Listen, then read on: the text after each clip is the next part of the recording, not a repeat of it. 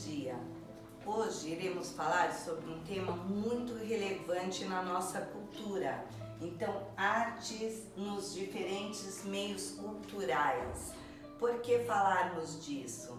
Porque se pensarmos sobre o país em que vivemos, com toda a diversidade cultural, em que nascemos e não a cultivamos, aí é algo preocupante. O Brasil, por ser um país tão extenso, com tantas culturas predominantes em cada região, e nós, brasileiros, não a conhecermos a fundo, ainda termos estigmas sobre diversas culturas, isso não se faz cabível num momento tão crucial, tão importante para o nosso país. Então nós vamos ver através das diversas artes, das diversas linguagens artísticas, a arte nesses diferentes meios culturais. Então vamos pensar aqui. No Brasil, a arte expressa valores, como em qualquer lugar do mundo, a arte veio para isso. Expressar os valores, os elementos específicos das mais variadas regiões e estratos sociais. Cada pessoa, com cada maneira que ela veio e ela se identifica no seu espaço, ela se manifesta de maneiras diferentes. Quem mora na zona rural tem um tipo de manifestação cultural e artística diferente de quem nasceu e mora ou veio por opção para uma zona urbana. As manifestações culturais são diferentes, embora nada justifique você perder as suas raízes, você não conhecer a sua árvore genealógica, você não ter acesso nenhum a como que a sua cultura foi produzida. Então a arte, nas suas diversas linguagens, como teatro, a música, a dança, a literatura, ela vem resgatar e retratar aqueles momentos, aqueles fatos, não é, históricos, que envolve a sua produção cultural. Nós todos, seres humanos, somos seres profundamente propulsores de arte e de cultura. Às vezes não nos damos conta disso, mas é um fato. Então, apesar de manifestação dos meios de comunicação, isso é muito importante, é possível encontrar demandas relevantes de identidade e de diálogo. Certamente, por os meios de comunicação, hoje é fator predominante. A tecnologia, ela nos liberta, ela nos dá a possibilidade de entendermos e conversarmos e dialogarmos sobre as diferentes culturas. Hoje as pessoas não estão mais sozinhas. Os artistas, eles têm como se manifestar através das tecnologias de uma maneira que abrange grande parte da massa populacional, né, mundial. Então, basta apenas um querer, sabe, um olhar. Muitas vezes, quando somos talvez obrigados a fazer uma pesquisa, essa pesquisa, se você tiver um olhar para esse conteúdo a ser contemplado, você aprende muito e você certamente é instigado a pensar. É isso que nos faz diferenciados, não é? Lembra da aula passada? Falamos sobre cognição. Então, cognição é algo divino que nos foi dado e não podemos renegar este fato. Pensamos, somos críticos, somos capazes. Então, podemos encontrar sim relevâncias, né, nas identidades culturais. os povos indígenas e as comunidades quilombolas continuaram a preservar as suas tradições, a sua cultura, através do quê? Da oralidade. Muitas culturas continuam por oralidade. O que é transmitir uma cultura por oralidade? Aquela história que passa de geração para geração, aqueles costumes que passam de geração para geração. Vamos pensar aqui uma cultura do carnaval, né? Uma festa absurdamente cultural. No Brasil é lindo de ver a história cantada. Antes dela ser cantada, ela foi escrita. Olha a ligação entre as artes. Numa festa de carnaval tradicional aqui do Brasil, os desfiles das escolas de samba, os blocos afrodescendentes aqui no Brasil, e hoje é tão bonito de ver as pessoas juntas em momentos apenas de alegria, porque é uma festa tradicional, uma festa cultural, né? Se formos estudar e contemplar a história do carnaval, nós vamos ver e ficar assim estupefatos com tanta qualidade cultural, com tanta história. Vamos pensar nas escolas de samba, que, ao meu ver, é um dos meios culturais mais incríveis que se tem. Cada escola com seu enredo, olha aí a literatura, olha as regras, né, de escrita, o enredo, contando histórias, resgatando tradição, resgatando cultura. Então, a arte ali transfigurada literalmente em diversas culturas, como a música, como a dança, como o vestuário, como todo aquele enredo cantado de um fato histórico que acontece ou aconteceu e que não se deixa ser esquecido. Então, maior diversidade cultural que o Brasil tem é muito difícil. E voltando lá, né, aos indígenas, né, que são os donos da nossa terra, e hoje nós vemos essas terras sendo cada vez mais minimizadas para o seu dono, né? Hoje nós praticamente está aniquilada, né, uma cultura, um povo e uma raça por indulgência nossa, né, de todos nós, né, de uma certa forma colaboramos com isso. E os quilombolas, eles preservaram a sua identidade, olha aqui, através da oralidade, de maneira coletiva e tradicional. Então as comunidades, sejam elas quais forem, geralmente na zona menos favorecida economicamente, né, nós vemos as comunidades tomarem conta de toda essa parte institucional, educacional, organizacional, que eles meio que fica algo independente. É como se eles não fizessem parte, não estão integrados a uma sociedade como um todo. Então, essas tradições destas regiões, destas pessoas, elas são fortemente irrigadas da sua própria fala, né? Da sua própria maneira de conseguir sobreviver. E a cultura nesses lugares, elas são muito fortes, né? Então vamos pensar nas rinhas de rap, que é algo transmitido através da oralidade, mas histórias com contextos, com enredos que favorecem aqueles momentos tão culturais dessas comunidades.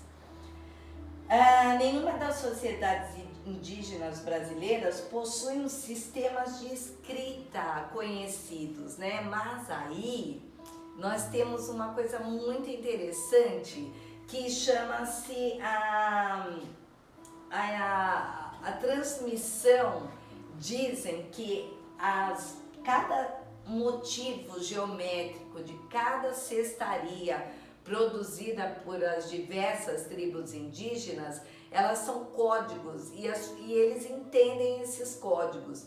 Conta a história que eles mandavam esses códigos através da cestaria, mandando mensagens, alertas, convidando tribos para manifestações culturais, né, que eles têm até hoje, né, que eles contemplam, né, o Dia dos Mortos, com festas, né, com ritos, ritos de bravura, os rituais de agradecimento, de lembrança. Então, cada tribo tem a sua forma geométrica de traçar a sua cestaria e contam que são códigos, letras que eles usam como integração entre si. Então, e temos aqui também, olha, esse painel aqui emblemático do Rubem Valentim, que diz sobre a religiosidade afro-brasileira. Então vocês vejam, são códigos que, claro, os historiadores conhecem bem, mas a nossa cultura, a arte inserida na nossa cultura, ela é muito valiosa, ela é muito vasta, ela é riquíssima, mas de pouco uso nosso. Então a arte, nas suas diversas formas, ela vem sempre ressaltar, sempre retratar e chamar a atenção para toda essa riqueza e que é tão pouco difundida no nosso país. Por quê? Será? Né? Vamos pensar aqui no grafite, né, que já estudamos, que é uma manifestação urbana, né? E tem uma curiosa fusão da arte clássica. Por que uma fusão da arte clássica com grafite? Vamos pensar nas linhas, no uso das cores, no uso das formas. Reproduzem imagens figurativas, reproduzem imagens abstratas. Olha as artes aí todas integradas, né? Tanto essa visão plástica da arte como a visão urbana, né? Como uma manifestação através de artistas que ainda, né, não tiveram a oportunidade ou não querem ter essa oportunidade de ter esse conhecimento mais rebuscado sobre as diversas artes. Aí tem aqui um grafite desse artista aqui, o Tars, que ele sempre retrata obras de arte, mas de maneira cotidiana, né, da maneira urbana. E ele retratou aqui a Mona Lisa como uma funkeira, né, retratando a cultura do funk que é tão comum na zona urbana. E ele hoje virou moda, né? Às vezes tem aqueles desafios de você se fazer uma releitura de uma obra de arte, né? Você fazendo uma releitura de um momento ali artístico. E aí vamos pensar na literatura em palavras em arte, porque as palavras são muito importantes no meio das artes, né? Porque tudo começa ali por um pequeno esboço. Você pode escrever sobre os seus pensamentos, sobre o que você quer chegar, qual o objetivo disso, para que você não se perca, né, no meio do caminho. E tem a arte aqui da literatura que nos transfigura automaticamente a criar imagens. Quando você lê, vamos pôr aí a Ilíada e a Odisseia, né, de Homero aqui, que é um grande exemplo disso, né, que fatos religiosos, fatos históricos, de guerra, né, de competições, de heroísmo, tudo isso invade o nosso imaginário e nós conseguimos, através de uma junção de conhecimentos, criar elos e criar imagens com esses elos, né? Toda fonte de conhecimento, tudo aquilo que vai sendo registrado nos oferece, através da leitura, uma ampla imagem, né? Uma ampla figuração daquilo que nós estamos lendo. Mais do que poemas épicos, né, que narram a história, por exemplo, a Guerra de Troia, grandes filmes que nós vemos sobre esta guerra, né, e chega a ser até heróico mesmo, né, muito bonito. Eles são a origem de um enorme repertório que desempenha até os dias de hoje um importante papel no imaginário e na cultura do Ocidente. Aquilo tudo que acabei de falar. Então, são fatos, palavras que geram imagens, que geram um filme ali que vai passando. Por isso que muitas vezes nós ficamos decepcionados ao ler uma obra literária, né, tão profunda, e quando a gente vê essa obra literária ali retratada em forma de película lá no cinema, você fica decepcionado, porque o seu imaginário é tão mais rico, é tão mais completo, que você acha aquilo foi fraco, que desmereceu aquela obra literária. E aí, a consolidação da literatura e a arte, como isso se funde, como isso é junto, é enraizado, as raízes são a mesma.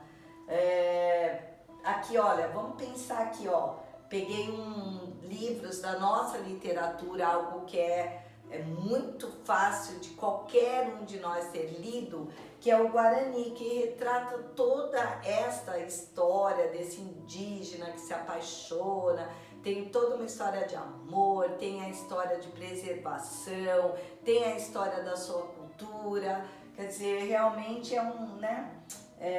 livros que vale a pena. Então a literatura trabalha temas e a arte retrata a sua interpretação através das imagens.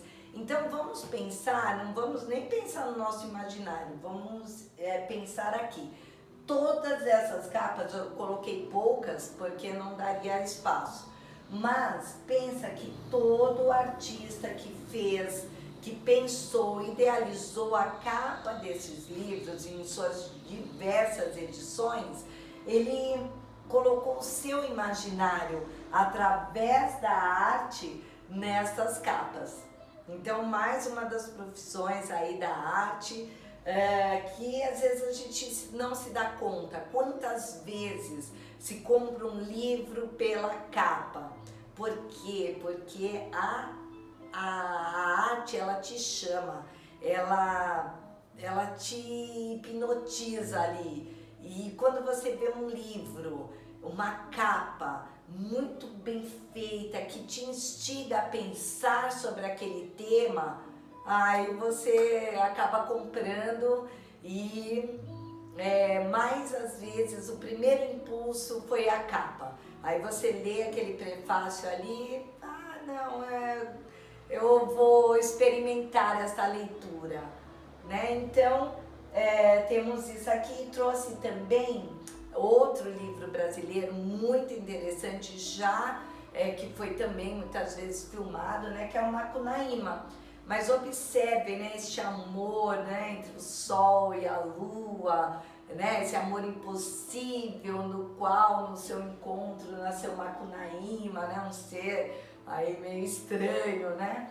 Mas, voltando à arte, então as palavras estão ali através da literatura, e vem a parte da arte, que é a ilustração dessas palavras, né? Então, vejam só, cada artista pensando da maneira melhor de retratar esta obra, né? Então, várias capas também, e cada um do seu gênero, aqui meio cartoon, aqui exatamente essa diversidade cultural que temos entre os negros, né, os brancos, entre o dia e a noite, todas essas redundâncias aí. Então, queridos, não tem como descartar a arte, né, da cultura, da sua diversidade cultural, da sua diversidade de demonstrar a cultura através das artes, tá? Às vezes eu acho que é um ótimo tema para se pensar e refletir, na verdade, se questionar sobre o que você entende sobre cultura, o que você entende sobre diversidade cultural. Então vamos continuar esse assunto em uma próxima vez. Um beijo, até a próxima aula.